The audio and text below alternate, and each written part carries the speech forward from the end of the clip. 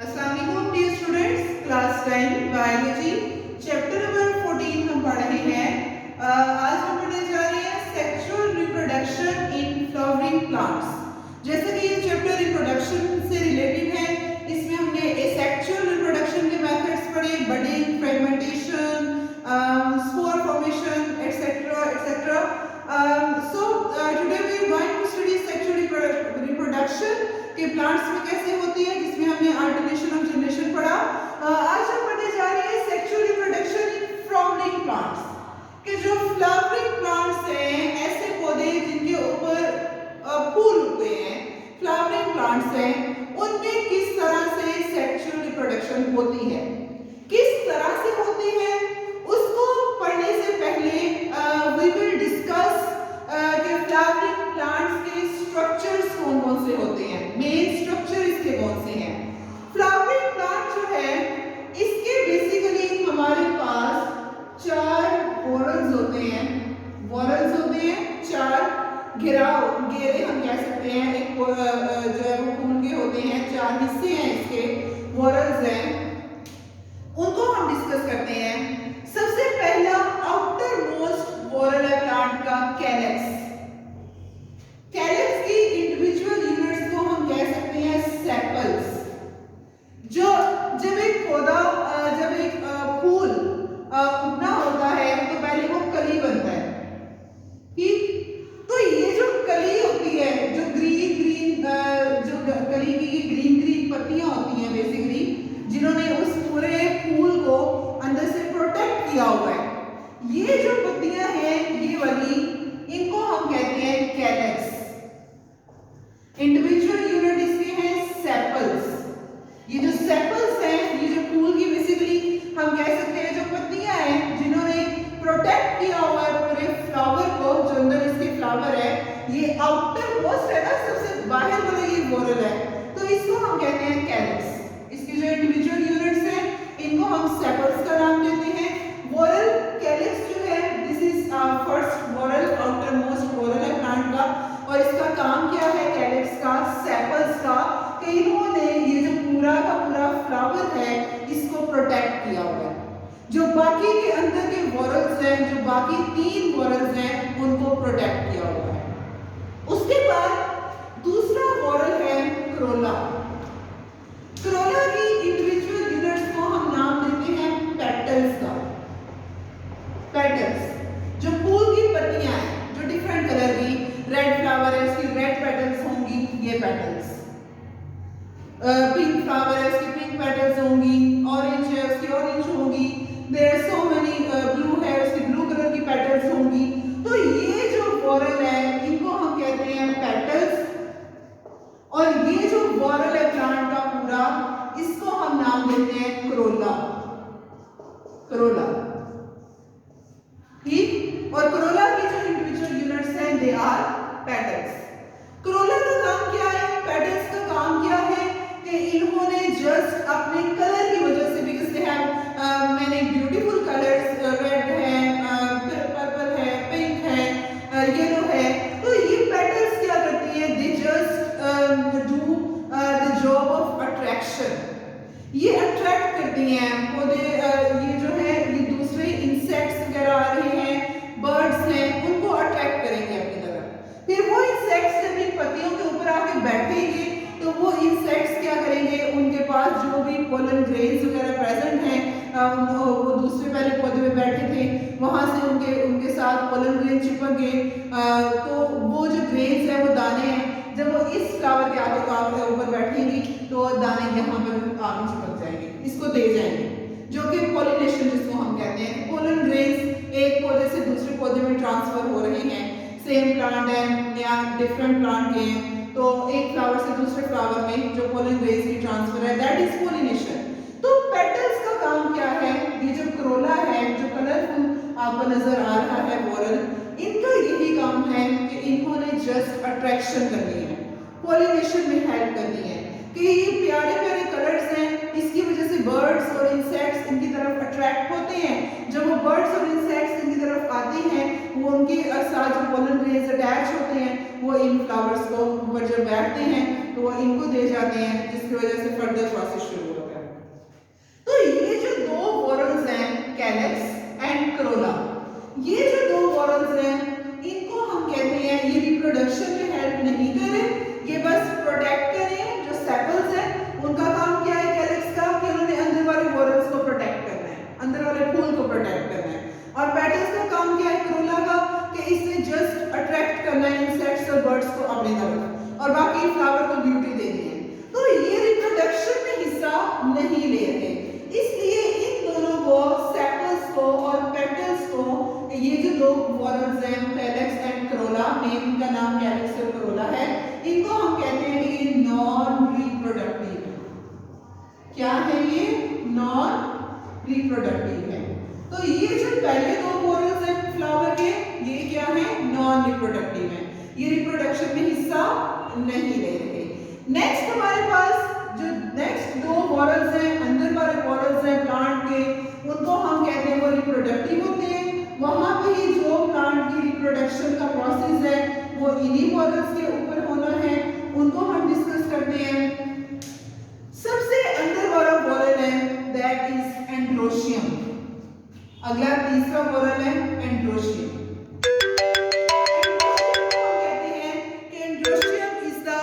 Mail reproductive part of flower, हम ये कह सकते हैं कि फ्लावर का जो मेल रिप्रोडक्टिव पार्ट है, जो मेल हिस्सा है फ्लावर का, दैट इज एंड्रोशियम,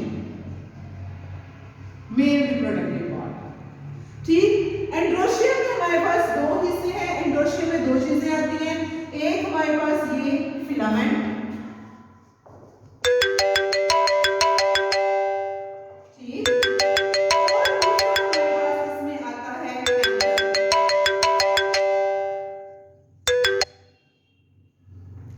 एक हमारे पास है फिलामेंट, दूसरा इसके ऊपर हमारे पास ये जो आपको दिखाई दे रहा है, आपको एक सैक दिखाई दे रही है, एक बैग दिखाई दे रहा है, इसको हम कहते हैं एंथर। ये फिलामेंट और एंथर ये दोनों मिलकर बना रहे हैं हमारे पास एंड्रोशियम। इसको हम कहते हैं ये मेल रिप्रोडक्टिव पार्ट है फ्लावर का, मेल रिप्रोडक्टिव पार्ट है। इस एंथर के अंदर बेसिकली इस एंथर को हम दूसरा नाम पोलन सैक का भी दे सकते हैं। इसके अंदर पोलन ग्रेन्स, जो दाने हैं, जो पोलन्स हैं, वो पोलन ग्रेन्स इस एंथर के अंदर होने हैं।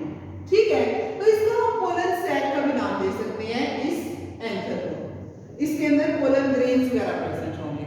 तो ये जो एंड्रोशियम है, एंड्रोशियम की इंडिविजुअल यूनिट्स को हम नाम देते हैं स्टेमन्स का। मतलब ये एक फिलामेंट और एंथर ये मिले, इसको हम कह देते हैं एक स्टेमन। ये एक फिलामेंट और एंथर ये मिले, इसको हम कह देते हैं एक स्टेमन। अब एक फ्लावर में दो स्टेमन्स थोड़ी होती हैं, बहुत सारे फिलामेंट्स और एंथर होंगे, तो वो उनको इंडिविजुअल यूनिट्स को, सब फिलामेंट्स और एंथर को मिला के इकट्ठे हम कह सकते हैं, सारे स्टेमन्स को मिला के कह सकते हैं दे आर एंड्रोशियम, और फिर एक फिलामेंट और एंथर को मिला के हम कह सकते हैं दीज आर स्टेमन्स। ठीक, उसके बाद अगला हमारे पास पार्ट है, फोर्थ वोरल है प्लांट का, दैट इज गाइनोशियम। गाइनोशियम को हम कहते हैं it is female reproductive part, female reproductive part of flower.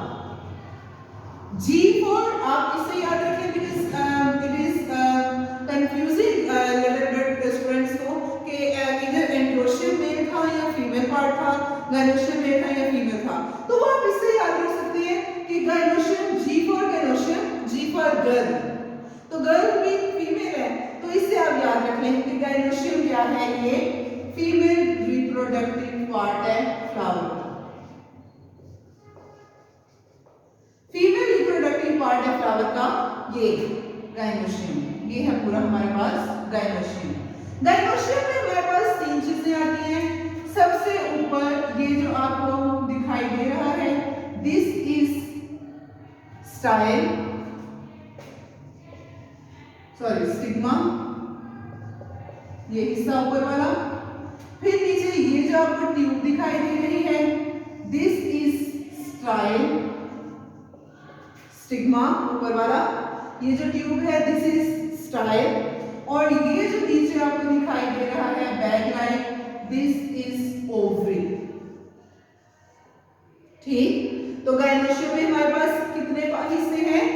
Style, stigma, फिर स्टाइल एंड देन ओवरी, और उस ओवरी के अंदर हमारे पास ओव्यूल प्रेजेंट है, जिसमें हमारे पास एग है, जो फीमेल गैमीट है एग, वो इस ओव्यूल के अंदर होगा।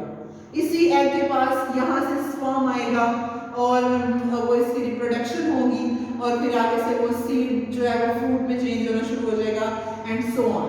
तो ये जो स्टिग्मा, स्टाइल और ओवरी हैं, इन तीनों को हम मिला के नाम देते हैं कार्पल का।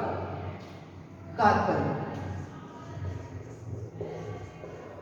ठीक, स्टिग्मा, स्टाइल, ओवरी, इन तीनों को मिला के हम नाम देते हैं कार्पल का। तो ये जो कार्पल इंडिविजुअल यूनिट्स है, बहुत सारे कार्पल्स होंगे। Gynoecium, gynoecium female reproductive part है, तो इसके इंडिविजुअल यूनिट को हमने कार्पल का नाम दे दिया है। एंड्रोशियम मेल रिप्रोडक्टिव पार्ट है फ्लावर का, इसके इंडिविजुअल यूनिट्स को हमने स्टेमन का नाम दे दिया, जिसमें एंथर और फिलामेंट आ रहा है। Calyx, it is the outer most वॉरल of the flower, जिसमें हम सेपल्स कह देते हैं।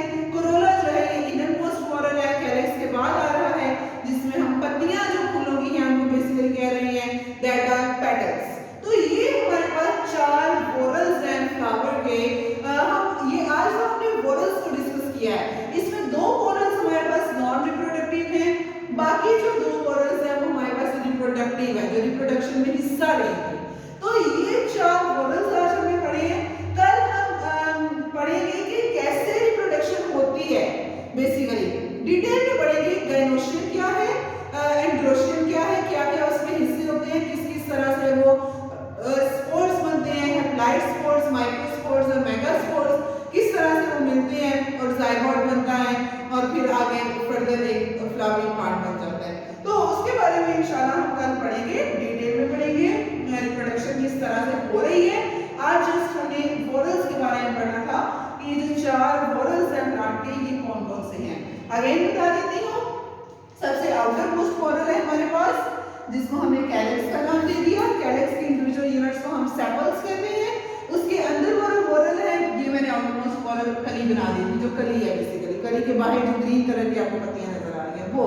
फिर वो जब कली खिल जाती है, एक फ्लावर बन जाता है, तो वो जो फ्लावर की पेटल्स हैं that is second whorl of the plant, it's known as the Corolla.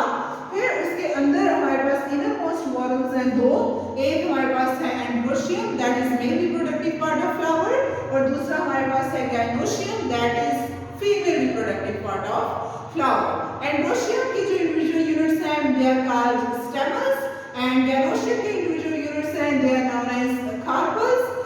और एंड्रोशियम में हमारे पास 3 चीजें आ रही हैं, 2 चीजें, एक फिलामेंट और एक एंथर। इस एंथर के अंदर, इस एंथर को हम पोलन सैक भी कह सकते हैं, इसके अंदर पोलन ग्रेन्स प्रेजेंट होती हैं।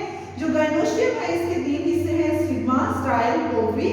उस ओवरी के अंदर ओव्यूल प्रेजेंट होगा, और जो कि रिप्रोडक्शन जिसके अंदर बेसिकली एग प्रेजेंट होगा, और वहां पर जाकर स्पर्म रिप्रोडक्शन करेगा। That was all about the 4 whorls of flower. कल हम इंशाल्लाह डिटेल में पढ़ेंगे कि रिप्रोडक्शन क्या है। आपने अगर और ज्यादा इसके बारे में जानना है तो विजिट आवर चैनल और सब्सक्राइब करें इसको। आज के लिए इतना ही। अस्सलाम वालेकुम, अल्लाह हाफिज।